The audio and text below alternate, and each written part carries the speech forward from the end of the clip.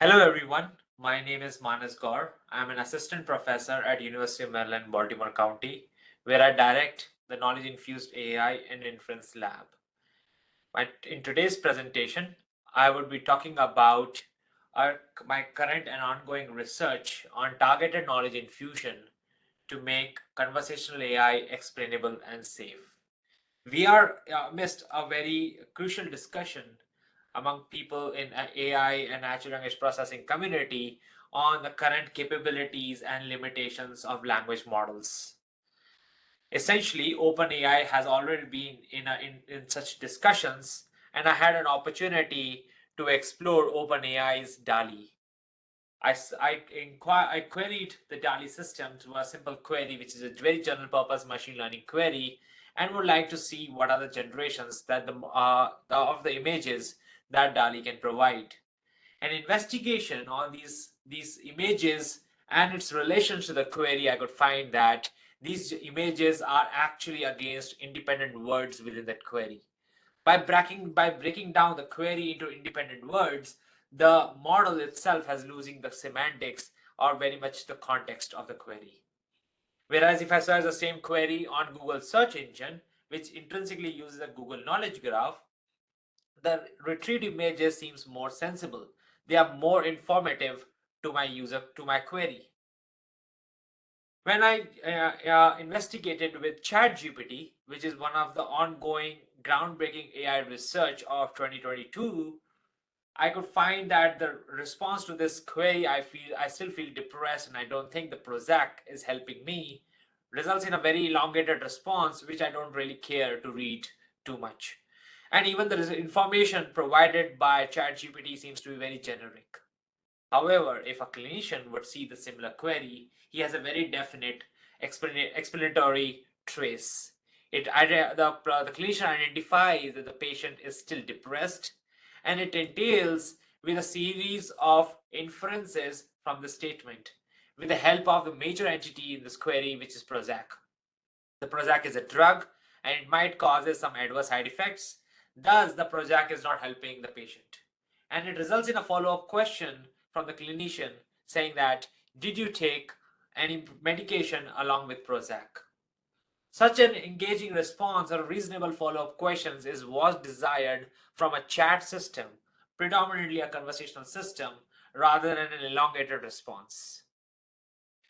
I experimented ChatGPT again with a different query, and it says is this time with a different context of I'm feeling tired and it's being weak since I slept.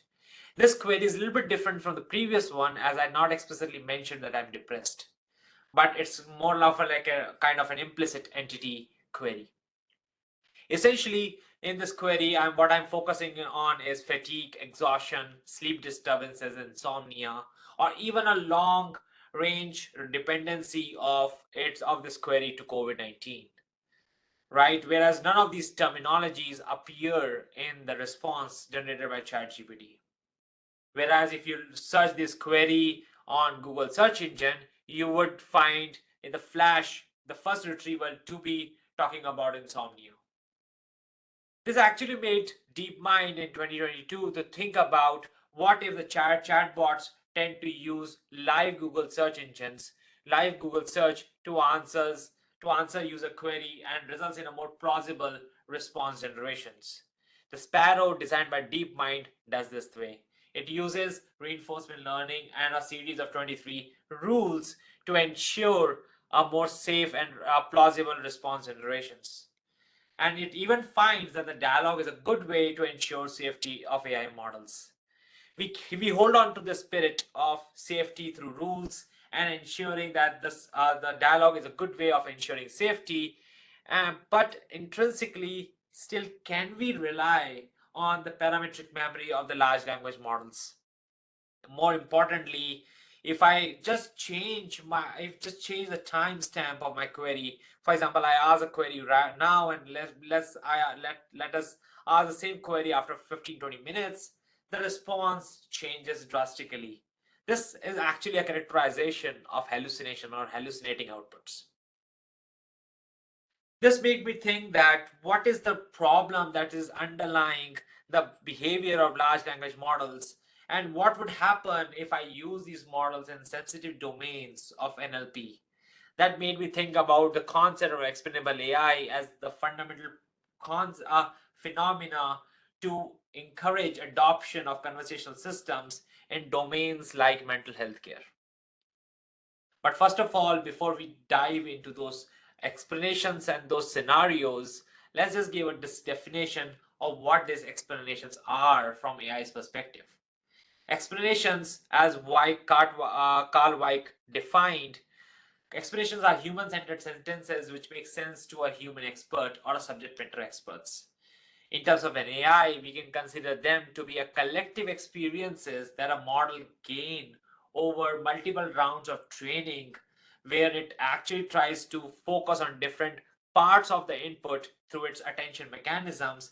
And essentially, through an explanation system, what we want is the AI system to connect the real world entities and its attention values, so and or even actionable definitions, so that the expert can make sense out of it.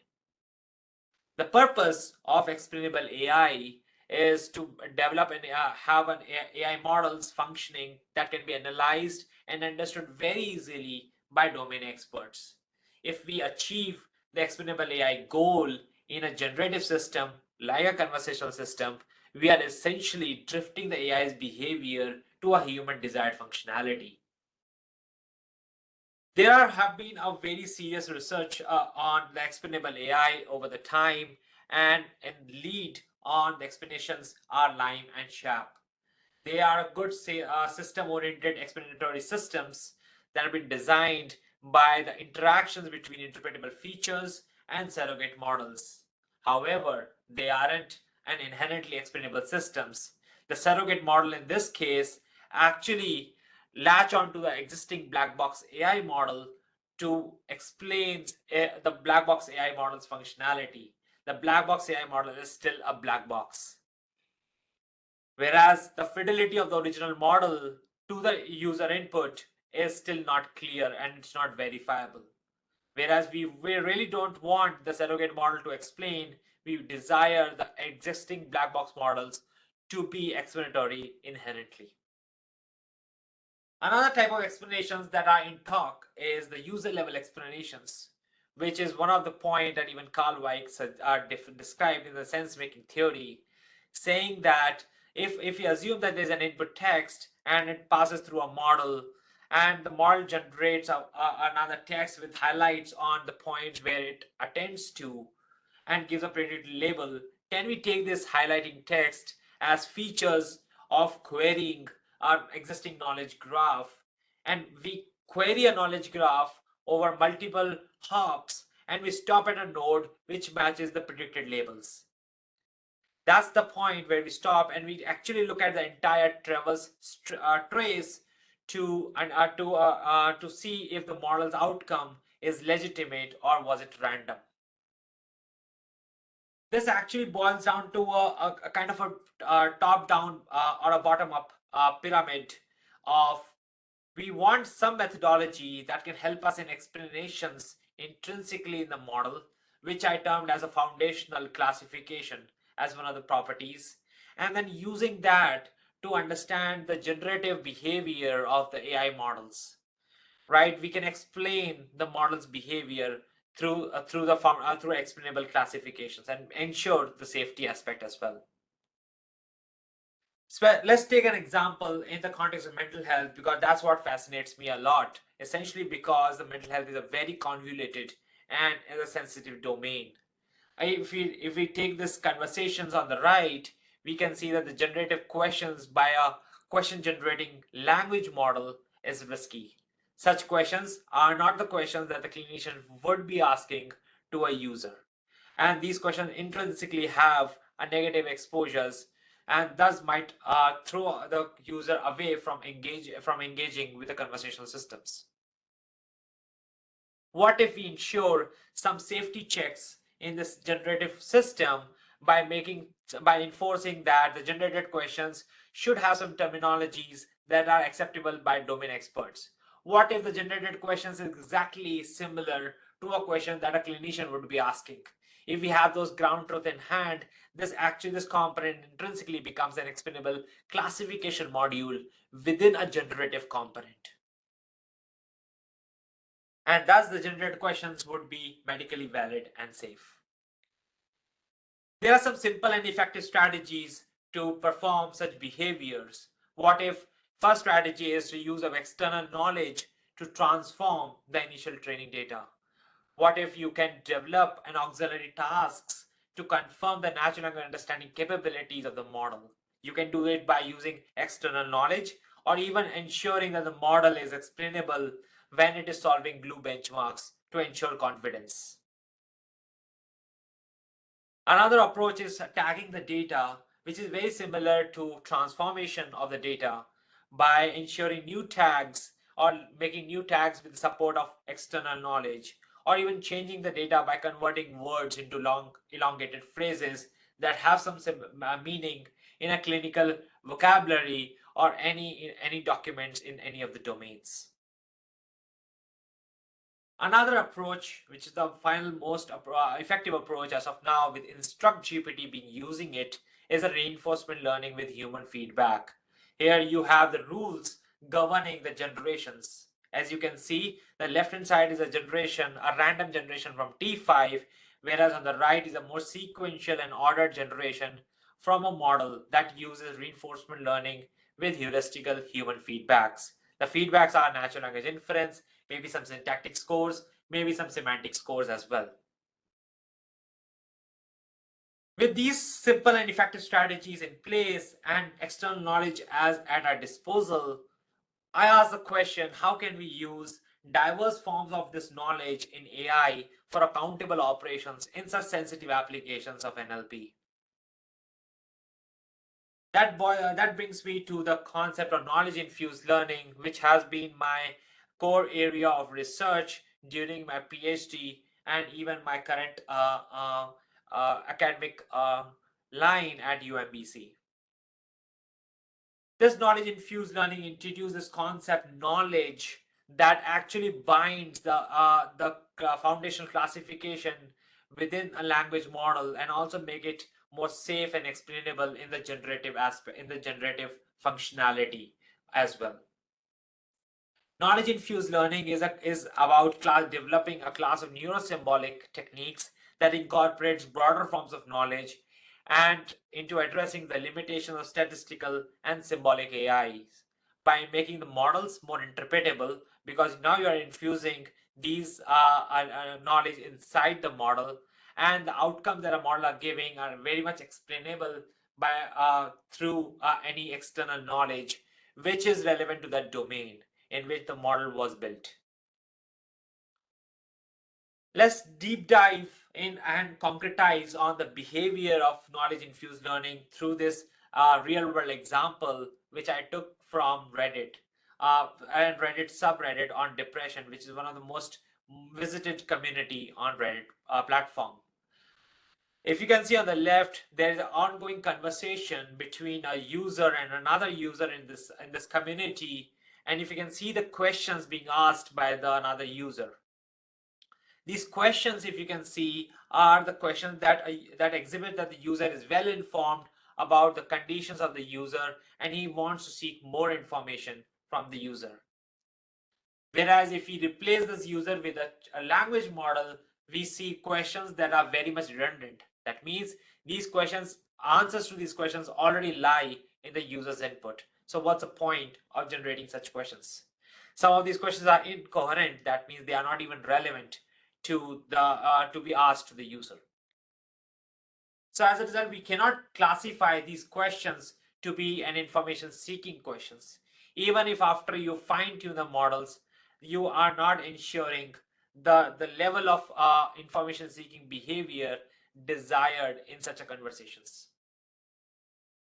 On further investigation along the various examples that we saw from the models generation as well as comparing it with human level question generations, we say that the model generations are unsafe, they are incoherent, out of place, diagnostically they are irrelevant, unexplainable because I do not know how the models have generated these questions, and hallucinated by changing these inputs multiple times, you get different inputs, different outputs.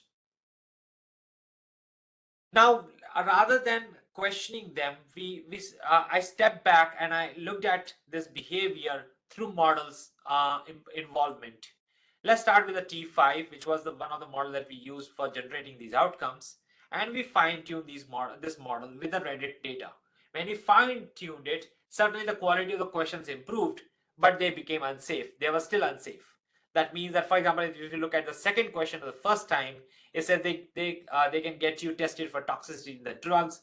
Such questions, though meaningful, a good question, but they should not be asked. A toxicity might trigger some anxiousness in the user. Where in the second question, it's also a good question to ask, but it's unsafe. Energy meds, asking the user if he has taken energy meds might have some severe consequences. Next in line, what we looked at, what if we introduce the concept of reinforcement learning, where we actually look at the interactions between the input and the output of the model by making the model aware of the reward. What the reward is that the generated question should not only be understandable to the human, but should have some similarity with PHQ-9. What is this PHQ-9? PHQ-9 is a series of questions that clinicians uses to assess the severity of depression. And PHQ-9 stands for the patient health questionnaires. When we looked at this reinforcement learning mechanisms, we saw a drastic improvement in the quality of the generation. However, it does not reach to the level of confidence that such a system can be deployed. As you can see, the drastic decrease when we increase the confidence threshold above 0.7. So this brought me to a concept of within the knowledge infused learning on process knowledge infused learning. And why do we do that? Because the generated questions that we saw were not random, but they were actually have some coherence order. They have a particular flow, very much similar to a process. So what process knowledge infused learning focuses on is transforming the data into using a knowledge guided question tagging, ensuring that the model checks for answerability of the question, then judges what's the next safe questions to generate. With this, we achieve not only user level explainability, but safety by design. This is an overarching goal or the architecture of the process knowledge infused learning, which is intrinsically looks like an interaction being facilitated between a process or workflow and a black box language models through some knowledge constraints. So that brought us to the concept of safety in this talk. So safety in terms of according to process knowledge infused learning defines three different criteria of robustness, specification, and assurance. Robustness means the AI models aligns itself to the specifications and works within the safety limits. Specifications are our source of information or documents that an AI model tries to align and assures that its functionality adheres to these specifications. And assurance, as we explained earlier, is about explainability, making the models functioning, analyzed, and understandable, easy to understandable to the domain experts. The first part of the process knowledge infused learning in the direction of safety involves the transformation of the data through knowledge guided question tagging, where we tag the input contents to the questions in the PHQ-9. As you can see, such a tagging is happening. This dataset was released in NACA 2022 by the name Primate, and PHQ-9 is definitely a tool to assess the severity of clinical depression. This is an elongated list of 9 questions by PHQ-9, where we added 3 more questions to actually contain all the diverse and unfamiliar settings that a model might encounter when interacting with patients with some signs of depressions. What we did was we took the language models and we introduced new cross-attention blocks. These blocks have PHQ-9 infusion, and essentially there are 9 blocks against 9 different questions in the PHQ-9s. And we can analyze this attention mechanism explicitly as well, thus making this process both safe and user level explainable. When we don't include this cross-attention blocks and just take off the shelf self-attention trained language models, this is a convoluted response that we receive from such models.